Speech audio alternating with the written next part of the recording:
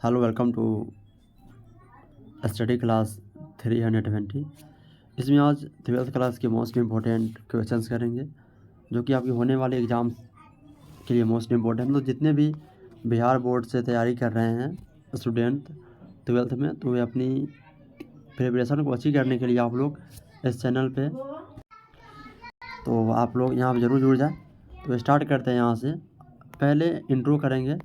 आज करेंगे यहाँ पे अर्धनारीश्वर के बारे में, जो कि जिनका राइटर है यहाँ पे रामधारी से दिनकर जी। आप लोग लिख लीजिए यहाँ पे, कैसे नोट्स बना लिख दीजिएगा अर्ध, बस अर्ध से अर्धनारीश्वर समझ जाइएगा।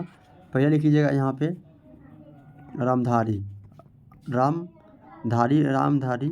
सिंह दिनकर, हम तीनों लिख रहे हैं। ओके, ऐसे आप लोग लिख लीजिएगा यहाँ पे।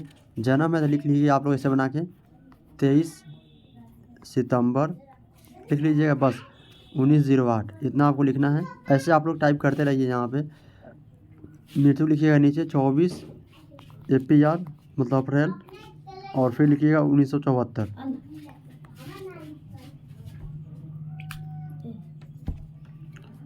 ओके, ऐसे यहाँ पे नोट्स बना लेना है यहाँ पे। और अगला यहाँ पे लिखना है पिता का नाम, तो लिख सकते हैं यहाँ पे आप लोग। जन्म स्थान पे लिख लीजिएगा यहाँ पे, तो बिहार लिख लीजिएगा बिहार, और लिखना है यहाँ पे तो बेगूसराय भी लिख सकते हैं, कोस्ट में बेगूसराय लगा लीजिएगा। तो इट्स पर अगर आप नोट्स बनाएंगे यहाँ पे तो एक ही को में आपका पूरा अट जाएगा। ओके, इसको बोलते हैं शॉर्ट नोट्स, जो कि आपके एग्ज़ाम में इसको रिवाइज करना भी बहुत आसान है। ओके, इसको रिवाइज भी आसानी से किया जा सकता है। और फिर आप इधर लिख लेंगे यहाँ पे जन्म तिथि तब हो गया, यहाँ पे माता जी का नाम, फिर पिताजी का नाम, और नीचे आप लोग लिखेंगे ऐसे करके इनकी जो भी शिक्षाएँ हैं वो आप लिख लेंगे। ओके, तो इस प्रकार इनका पूरा ख़त्म हो जाएगा यहाँ पे। चलिए तो बता देते हैं यहाँ पे इनका जो जन्म है पता होगा आपको, 23 सितंबर 1908 बता चुके हैं, और मृत्यु भी बता चुके हैं आपको। इनका जन्म स्थान बिहार बेगूसराय। ओके, हाँ, माता जी का नाम आपको लिख लेना है मनरूप देवी। ओके, माता जी का नाम पूछता है बार बार, मनरूप देवी, पिताजी रवि सिंह। ओके, अगला क्वेश्चन यहाँ पे पूछेगा आपसे पत्नी जी का नाम इनका क्या है, तो पत्नी के नाम से पूछेगा यहाँ पे, तो श्यामवती देवी हो जाएगा। ओके, अगला प्रश्न यहाँ पे प्रारंभिक शिक्षा इन्होंने गांव किया और उसके आसपास, और बाद में मोकामा घाट रेलवे हाई स्कूल से मैट्रिक की इन्होंने। 1932 में इन्होंने पटना कॉलेज से BA ऑनर्स मतलब BA ऑनर्स से मतलब इतिहास से इन्होंने ग्रेजुएशन किया। अगला आपसे प्रश्न यहाँ से पूछा जाएगा आपको।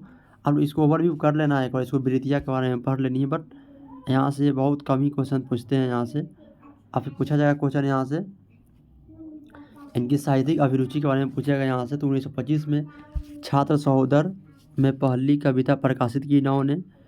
देश पटना, प्रकाश बेगूसराय, प्रतिमा कन्नौज में छात्र जीवन में अनेक रचनाएं प्रकाशित।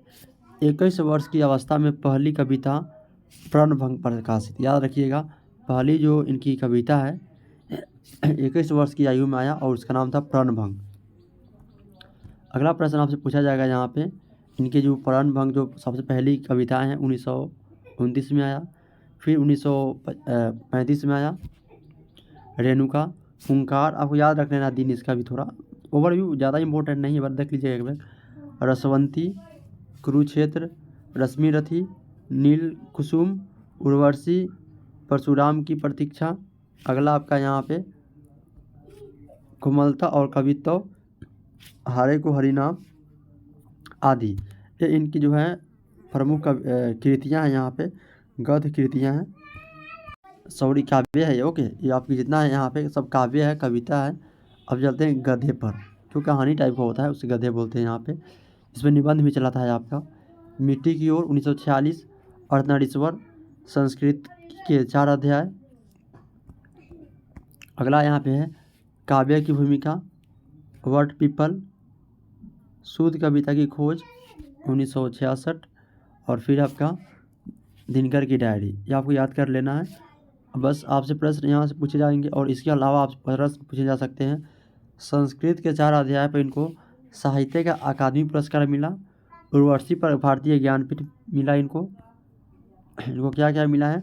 साहित्य अकादमी, भारतीय ज्ञानपीठ पुरस्कार, और राज्यसभा में इन्हें सांसद भी थे और इनको पद्म भूषण भी दिया गया। ओके, और राष्ट्र कवि के रूप में ये जाने गए। ओके, चलिए स्टार्ट करते हैं। थोड़ा सा खांसी है बट कोई बात नहीं, क्लास करेंगे यहाँ पे। चलिए चलते हैं अगले प्रश्न पर। यहाँ से प्रश्न जो पूछने वाले थे बता दिए, इसको आप लोग ओवरव्यू के लिए पढ़ लेंगे। हालांकि हम अभी ऑब्जेक्टिव क्वेश्चंस कराएंगे जहाँ से आपको पूरा समझ में आ जाएगा प्रश्न किस प्रकार के पूछेगा। और यहाँ इसको पढ़ लेते हैं। यहाँ पे उनका प्रसिद्ध जो निबंध है अर्धनारीश्वर प्रस्तुत है, याद कर लीजिएगा। अर्धनारीश्वर आपका क्या है, तो निबंध है। अर्धनारीश्वर भारत का एक मिथकीय प्रतीक है। मिथकीय मतलब जो सही नहीं हो उसको मिथकीय बोला जाता है, जिसमें दिनकर अपना मनचिता आदर्श निरूपित होते देखते हैं। यह उनका प्रिय प्रतीक है। देखिए, दिनकर जी का यह प्रिय प्रतीक है जो प्राय उनके काव्य और गद्य साहित्य में प्रत्यक्ष और परोक्ष रूपों में व्यक्त होता और काम करता दिखाई पड़ता है। जीवन भर यह दिनकर का उपास्य आदर्श बना रहा। उनकी संवेदना, भावबोध और काव्य संस्कार पर इसका गहरा असर है। इस प्रतीक के सांस्कृतिक अभिप्राय क्या है? क्या यह आज के सामान्य मनुष्य और सभ्यता के लिए भी कोई अर्थ और संदेश रखता है? दिनकर इस परिप्रेक्ष्य में इस निबंध में विचार करते हैं। दिनकर के जन्म शताब्दी वर्ष में इस प्रिय प्रतीक पर उनके द्वारा फुर्सत से सोचते हुए लिखे गए इस निबंध द्वारा हम लेखक के मौखिक अखंड स्वरूप की एक झलक पा सकते हैं, जो प्रायः ओट और धुंधले में रहता आया। चलिए यहाँ से प्रश्न आपसे देख लेते हैं किस प्रकार का प्रश्न पूछा गया है। यहाँ पे चलते हैं ऑब्जेक्टिव जो यहाँ पे क्वेश्चन है इसको थोड़ा बड़ा कर देते हैं। ओके, चलिए पहला प्रश्न है आपका, रामधारी से दिनकर की रचना कौन सी है? आप लोग भी इसका जो राइट आंसर है चैट बॉक्स में देते रहिएगा यहाँ पे। तो यहाँ पे अर्धनारीश्वर इसका राइट आंसर है। चलिए आप लोग बताइए, जो पहले से क्लास कर रहे हैं यहाँ पे, उसने कहा था लेखक मतलब जो उसने कहा था कहानी है, इसके लेखक का नाम क्या है? इसका राइट आंसर आप लोग दीजिए कमेंट बॉक्स में। ओके, क्योंकि हम करा चुके हैं। लहना सिंह। ओके, चलिए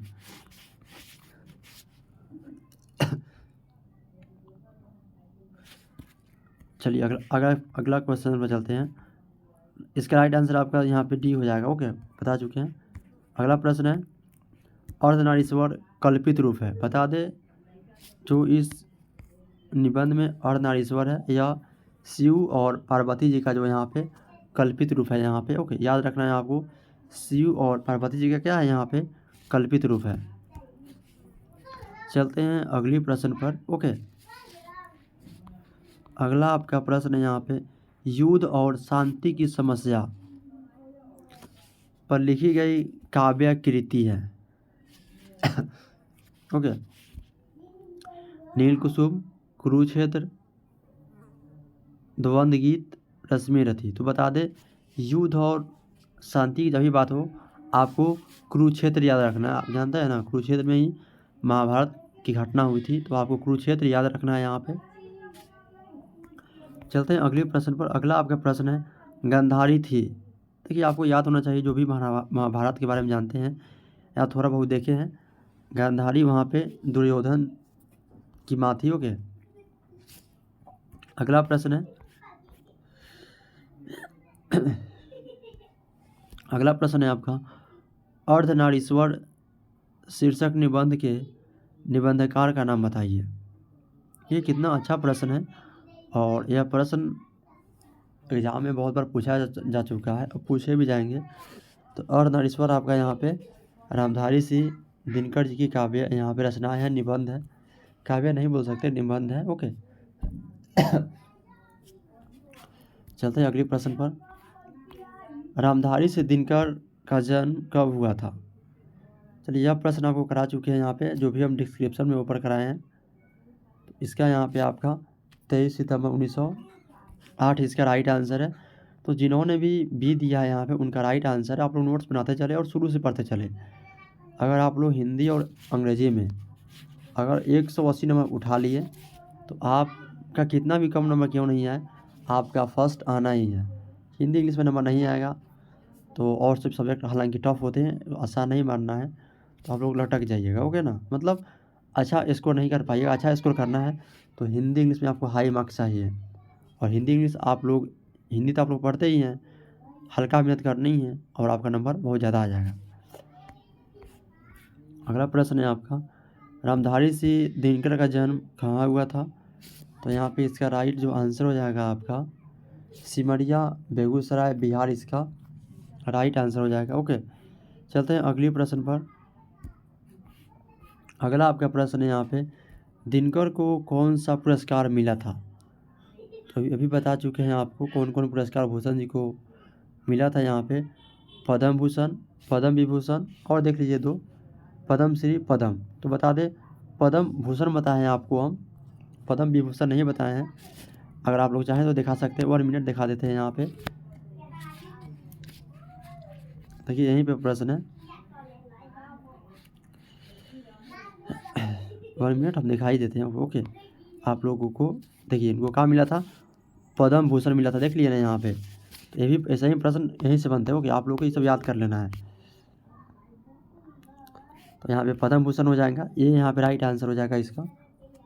अगला प्रश्न है, जिस पुरुष में नारीत्व नहीं वह डॉट है। देखिए इस मतलब निबंध में कहा गया है जिस भी पुरुष में नारीत्व नहीं है वह अपूर्ण पुरुष है। क्या है? अपूर्ण है, मतलब पूर्ण नहीं है। ओके, चलते हैं अगले प्रश्न पर।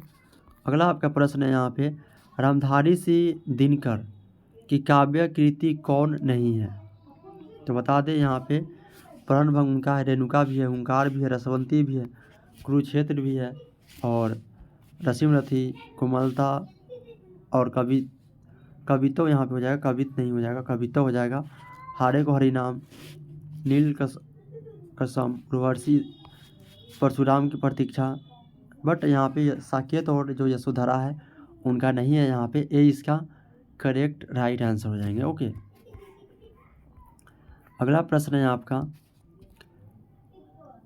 रामधारी सिंह दिनकर की गद्य कृतियाँ कौन नहीं है? देखिए गद्य पूछा है आपसे, काव्य नहीं पूछा है यहाँ पे। इसका राइट आंसर आपका यहाँ पे आषाढ़ का एक दिन हो जाएगा यहाँ पे उनकी नहीं है। अगला प्रश्न है, दिनकर को किस गद्य पुस्तक पर साहित्य अकादमी पुरस्कार मिला था? बताया था आपको हम, साहित्य अकादमी पुरस्कार किस गद्य पर मिला था उनको? अर्धनारीश्वर, संस्कृति के 4 अध्याय, शुद्ध कविता की खोज, दिनकर की डायरी। इसका यहाँ पे राइट आंसर आपका संस्कृति के 4 अध्याय यहाँ पे राइट आंसर हो जाएंगे। अगला प्रश्न है आपका, दिनकर को किस काव्य पुस्तक पर भारतीय ज्ञानपीठ पुरस्कार मिला था? देखिए ये बता दें, इसका यहाँ पे जो राइट आंसर हो जाएंगे यहाँ पे उर्वशी, इसका राइट आंसर है। देखिए हम अगर आंसर बता दे रहे हैं, अगर आपको आंसर नहीं आ रहा फिर भी आप लोग चैट बॉक्स में बाद में आंसर ज़रूर भेजें कि इसका आंसर क्या होगा।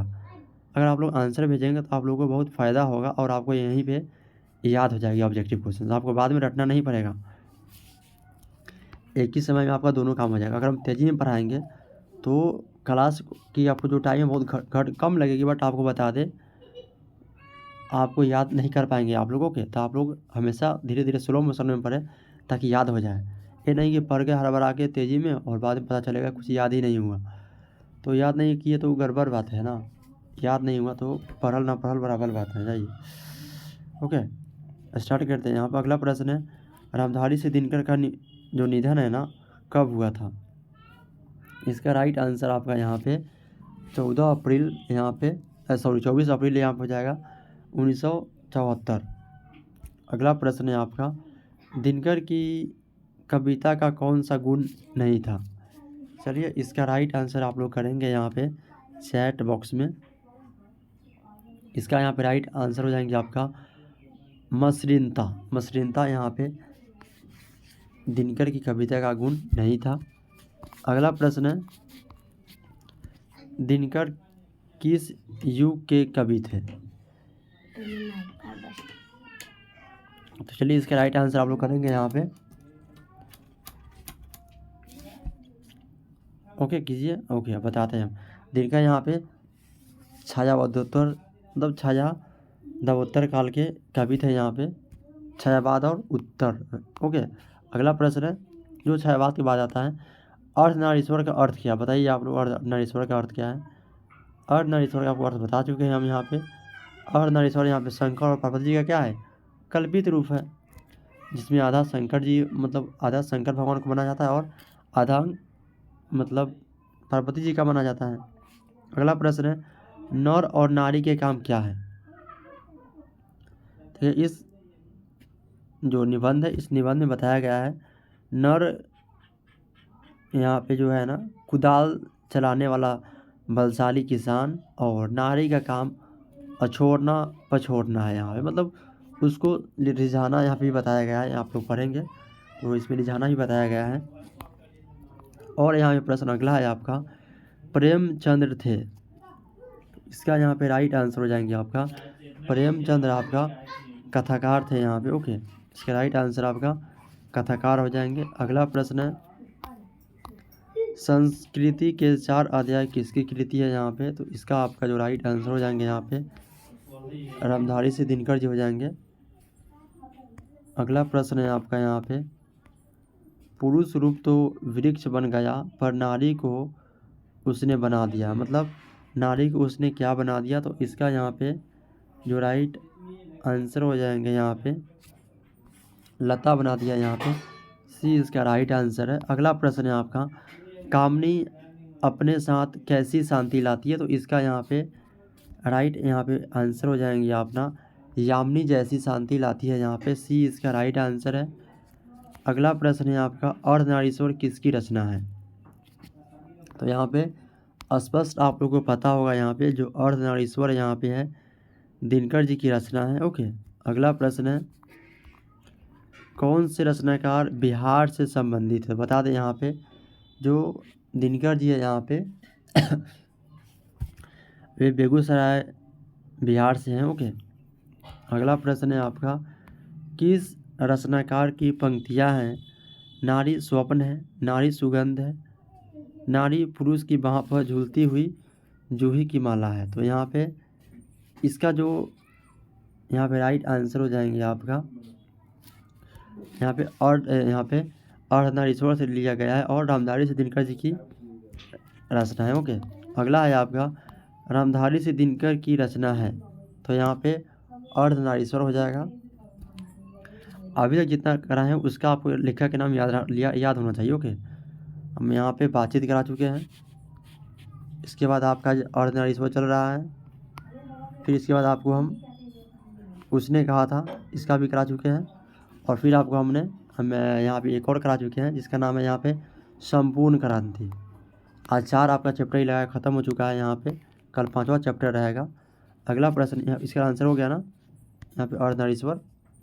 चलिए अगला प्रश्न है, रामधारी से दिनकर की काव्य रचना है, तो इसका यहाँ पे पूछा है काव्य रचना, यहाँ पे पूछा है अर्धनारीश्वर नहीं है, अर्धनारीश्वर काव्य नहीं है, अर्धनारीश्वर आपका गद है यहाँ पे। प्लेन परशुराम की प्रतीक्षा आपका काव्य रचना है। बता देते हैं हम यहाँ पे, अभी याद कर लीजिएगा एक बार, यहाँ पे जिन्होंने पहली बार ज्वाइन किया है, पहला आपका यहाँ पे पढ़ना है बातचीत पढ़ना है यहाँ पे। तो बातचीत आपका यहाँ पे जो रचना है बाल कृष्ण भट्ट जी का, याद आप लोग कर लीजिएगा यहाँ पे। अगला आपका यहाँ पे उसने कहा था आपका जो लहना सिंह जी यहाँ पे मेन कैरेक्टर है। ओके और इस मतलब कहानी में लहना सिंह जी है जो मेन कैरेक्टर हैं, और इसके बाद आपका संपूर्ण क्रांति है, और फिर आपका यहाँ पे हो जाएगा आज करा रहे हैं आपको हम यहाँ पे अर्धनारीश्वर जो कि दिनकर जी हैं। ओके चलिए अगला प्रश्न में चलते हैं, किस रचना पर दिनकर को साहित्य अकादमी पुरस्कार प्राप्त हुआ?